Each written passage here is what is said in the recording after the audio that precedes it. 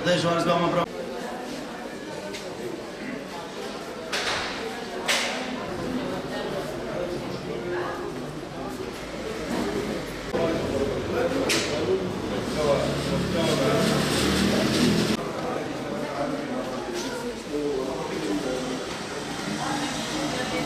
Dünyada var olan jeopolitik durumlar altın yükselmesine neden oluyor. Sadece Batman'da değil, Türkiye'nin tüm şehirlerinde bu süreçte özellikle altına yatırım çok hızlı bir şekilde artış gösteriyor.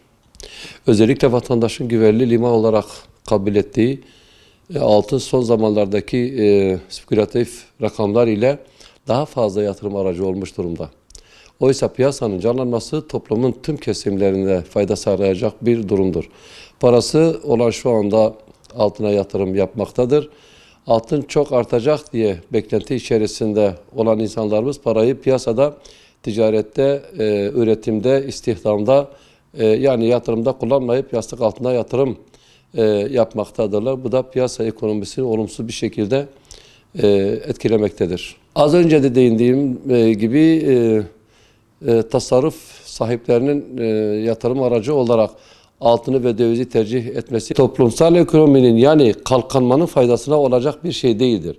Eski kültürümüzdeki altın günleri toplumumuz kendi aralarında yaşatabilir. Ama toplumsal olarak düşündüğümüzde paranın altın ve dövize yatırılması kesinlikle Türkiye ekonomisi için zarardır. Çünkü paranın üretime, yatırıma, istihdama, ihracata yönelik çalıştırılması lazım ki toplumun tüm kesimleri faydalanabilsin. Üretim toplumlar, ülkeler ve devletler için olmazsa olmazlardır. Yatırımın üretime yönelik olması tüm kesimlerin refahının yükseleceğini gösterir.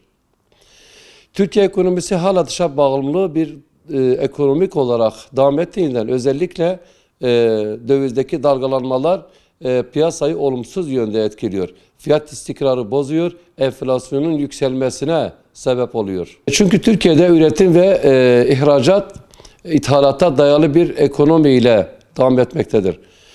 Dışarıdan alınan ham madde döviz cinsinden alındığı için dövizdeki her artış ürünlerin fiyatlarına olumsuz olarak yansıtılacağından enflasyonun artmasına, fiyat istikrarının sağlanmamasına sebep olmaktadır. Vatandaşın üretime yönelik ciddi bir sermayesi olmadığından eline geçen en küçük miktardaki TL cinsindeki parayı altına ve dövize yatırma durumunda kalıyor.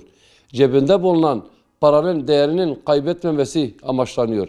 Böylece enflasyona karşı bir koruma sağlanacağına inandığından dolayı altın ve dövize yatırım yapılıyor. Şunu çok iyi bilmemiz gerekiyor ki jeopolitik durumlar geçici durumlardır.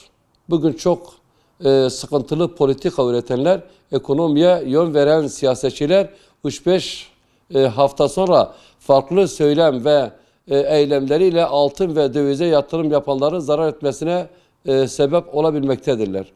Uzun vadede iş yapmak isteyenlerin hiç beklemeden yatırım yapmasının daha doğru olacağına inanıyorum. Çünkü yatırım, üretim sadece bir kişiyle, aileyle bağlı kalmayıp toplumun tüm kesimlerinin hatta devletlerin kalkınmasına bile fayda sağlayacağına inanıyoruz.